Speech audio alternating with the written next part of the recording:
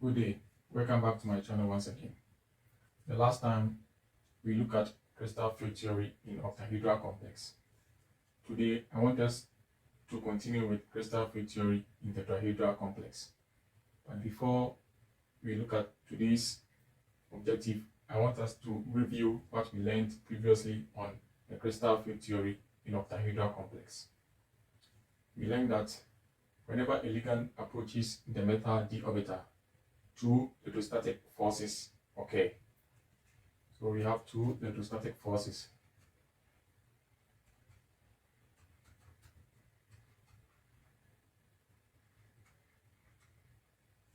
So we are doing a review on the crystal field theory in octahedral.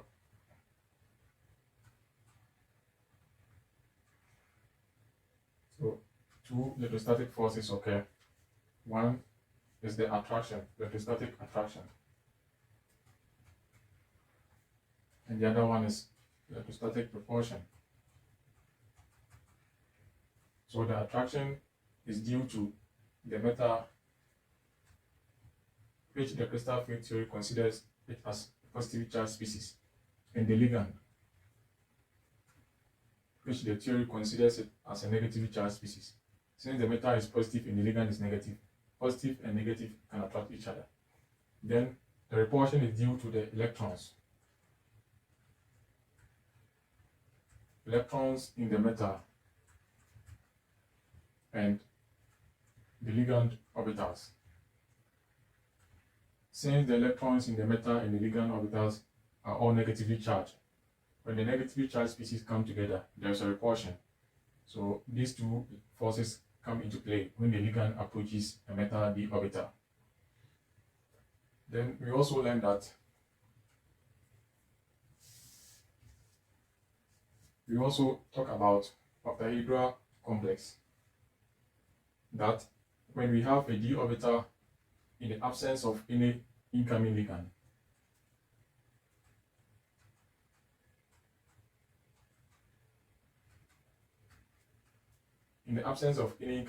they all have the same energy. So we say they are degenerate. But considering an octahedral complex, we learned that the ligand approaches along the orbital. The ligand approaches the d orbital along the x, y, and z axis. So along the x, y, and z axis. Therefore, we learned that the dz square has the loop on the z axis,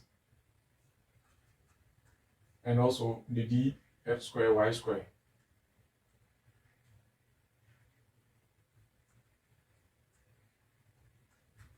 also has the loop on the x. One loop is on the x axis, one loop is on the y axis. So when we say the ligand approaches along the x and y axis, we mean that since these d orbitals have their loops lying along the axis, so when we take into account this arrow as the ligand, when the ligand approaches the d orbitals of the metal along the axis, these two d orbitals have greater interaction with the ligand as compared to these three orbitals, d orbitals. Due to that, the energy increases. So the energy increases. So this arrow means increase. The energy increases. Due to the increase in energy of these two orbitals, now the energy becomes different compared to these three orbitals. Therefore, there is a splitting. So they split because now they have higher energy compared to these three orbitals.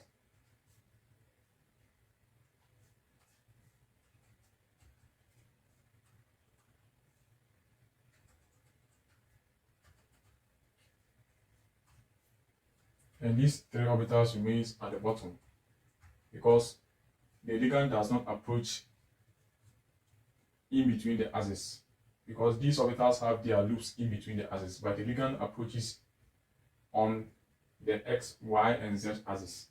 So these two orbitals have greater interaction because they have their loops along the axis or lying on the axis.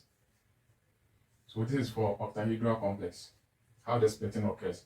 And we also learned that for octahedral complex, the splitting between the two sets of orbitals, we call this three sets of orbitals the T2G and these two the EG. So the splitting between them is called the crystal field splitting in octahedral complex, which is represented by a delta. This is delta O. Delta O. We also talked about the fact that we have two kinds of ligand. We have the strong ligand and we have the weak ligand. Whenever a strong ligand approaches the d orbitals of the metal, since the ligand is strong, it results in a greater interaction. So there is greater interaction.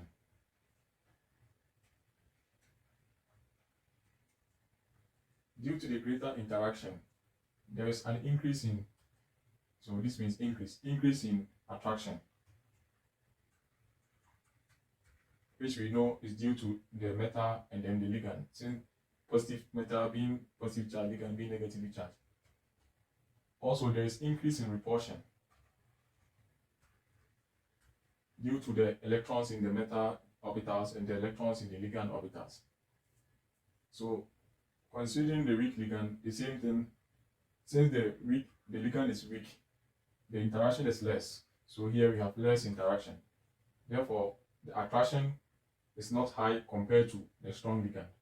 Since we have higher attraction and higher repulsion here, when a strong ligand approaches the metal d orbitals, as a result of that, the splitting in a strong ligand is very high due to the higher repulsion compared to the splitting in a weak ligand. So for a strong ligand, we have this.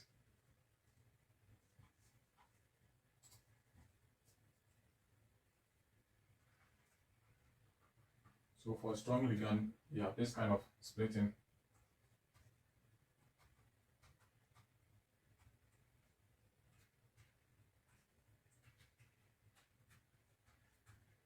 And for a weak ligand, let me differentiate them.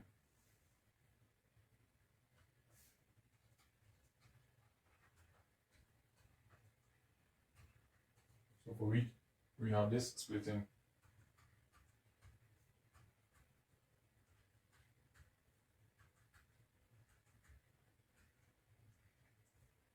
Again, we also talk about the fact that when the ligand, the d orbitals have electrons in them.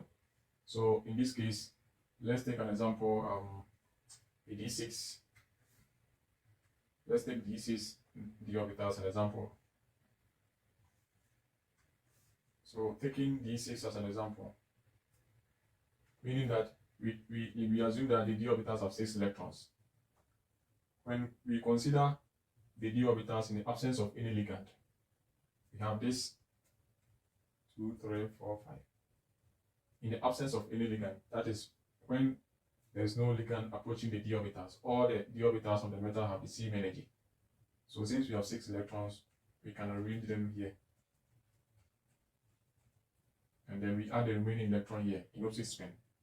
But whenever the strong ligand approaches the d orbitals of the metal, we know that it causes large splitting due to increase in attraction, increase in repulsion. Due to the large splitting, it is difficult for an electron to move from here up to here due to the large difference between them. Therefore, the electrons prefer to pair up here. So these 6 electrons will pair up. So the remaining 3, we add them here for strong ligand case. On the other hand, when we consider a weak ligand case, since the splitting between them is less, it is easy for an electron to occupy these orbitals. So they will not pair up. They will only pair up when we have an extra electron. In this case, we have to fill with 6 electrons. So since we have filled with 5, the remaining electron comes here in opposite spin. So that is another difference.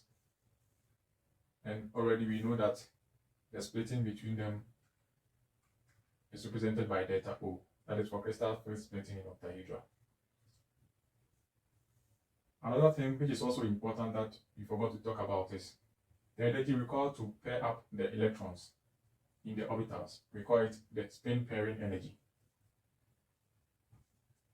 So we call that energy the spin pairing energy.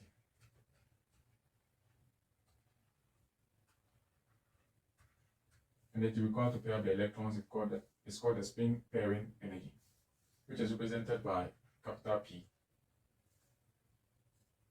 Also, another important concept is that for a strong, when the ligand is very strong, it causes a certain type of splitting, which we call it a low spin. So we call this type of splitting, in the case of a strong ligand, a low spin. Then in the case of a weak ligand, we call this type of splitting a high spin.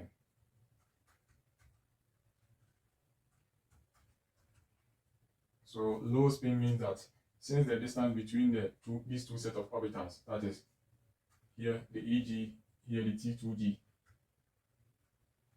since the distance between them is large, the electrons prefer to pair up. So in a way, they do not move, or they do not move in a very high distance. So their spin is low, so low spin. And in this case, they are able to occupy the orbitals at the top.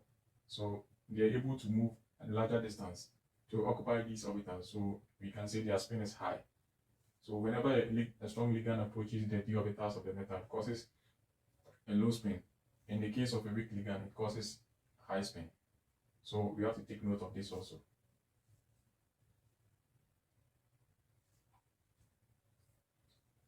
So whenever we have the crystal float splitting represented by delta O to be greater than the spin pairing energy, then we have a low spin type of splitting.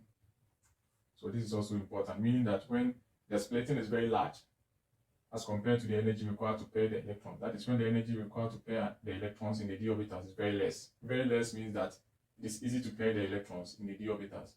In that case, we have a low spin case. But when the splitting is very small and the energy required to pair up the electrons in the d orbitals is very high, meaning that we need very high energy to pair up the electrons. In that case, the electrons will not pair up, but they rather prefer to occupy the orbitals before, if we have any remaining electron, then they will pair up. In this case, we have a high spin case. So let's take note of this. This is also very important. So now let's come back to the objective of today's lesson. Today I want us to look at crystal float theory in tetrahedral complex.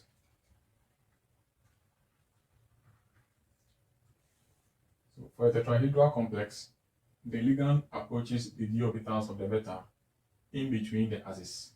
In between the axes. For octahedral, we know it approaches the d orbitals of the metal along the x, y, and z axis. For tetrahedral, it approaches in between the x, y, and z axis. So if I say in between, so in between the axis. So taking dxy as an example, dxy orbital.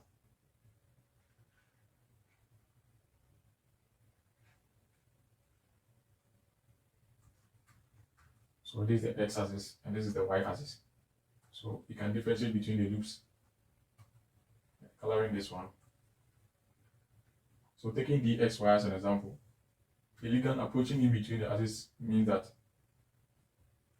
when we consider this to be our ligand, it approaches in this direction. So since dxy has one loop in between x and y, another loop also in between the axis, dxy has greater interaction with the ligand as compared to dz square and dx square y square, which have their loops along the x, y, and z axis.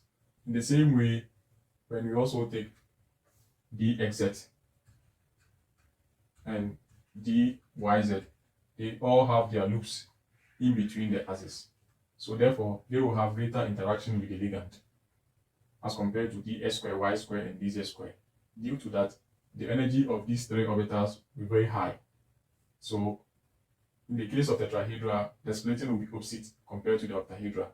So these three orbitals will have higher energy. So the energy will be very high.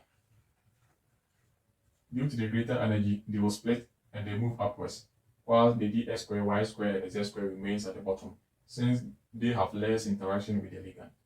So we have this kind of splitting in tetrahedra.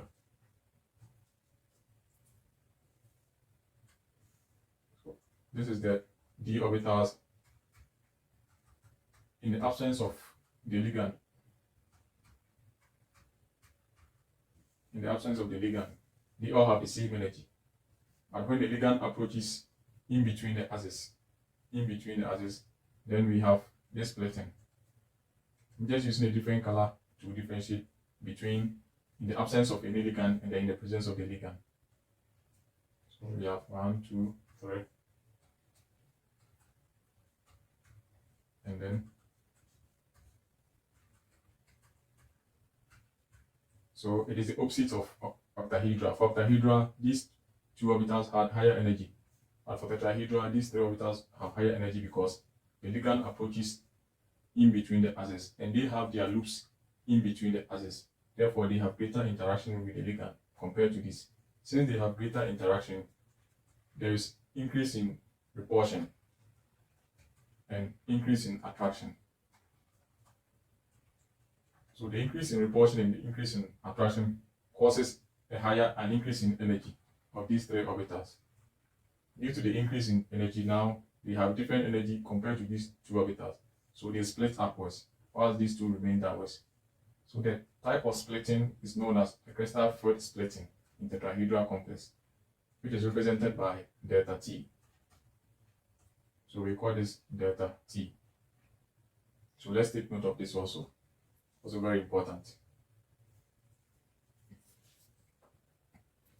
Another thing that we also have to take note is that for tetrahedra, it is always or mostly, it is mostly high spin. Mostly high spin, meaning that it does not matter the type of ligand that approaches the d orbitals of the metal, whether strong ligand or weak ligand. Mostly it is high spin. High spin means that the splitting is less. So the question is, why is it that it is always high spin? Or it is mostly high spin? Whether a weak ligand or a strong ligand, why mostly we observe a high spin case? So let's quickly look at the reason why. So for tetrahedra, this is the shape of a tetrahedra.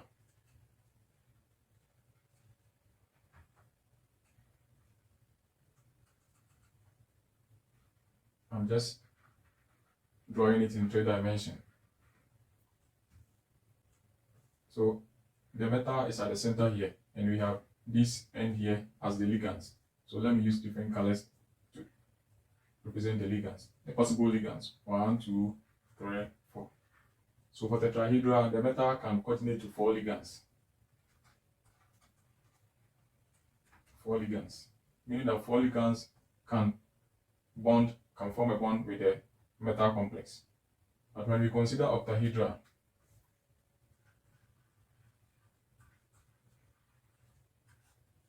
for octahedra we have this. So this is 1 ligand, 2, 3, 4, 5, and 6. So the center is the metal. So the metal can coordinate to 6 ligands. 6 ligands. So comparing 4 to 6, we know that 6 ligands can cause a greater interaction and a greater splitting as compared to 4 ligands. 4 ligands cannot cause higher splitting because the splitting or the type of force that 6 ligands can use to overlap with the metal d orbitals is greater compared to 4 ligands. Or in other words, 6 ligands are stronger than 4 ligands. So since they are strong, they can cause higher splitting compared to 4 ligands. So that is why tetrahedra is mostly high spin, because the 4 ligands are not strong enough to cause a larger splitting. So that is one reason why. Another reason why it is mostly high spin is that the splitting in tetrahedral, which is represented by delta t, is 4/9. So this is the second reason. 4/9 times the splitting in octahedra. So meaning that when you multiply 4/9 times the splitting in octahedra, is the splitting in tetrahedra, meaning that tetrahedral splitting is very less. So mostly it is high spin. That is another reason why. On the next video, we will look at the crystal field splitting in square planar, and then other important concepts that we also have to understand in this theory. Thank you very much.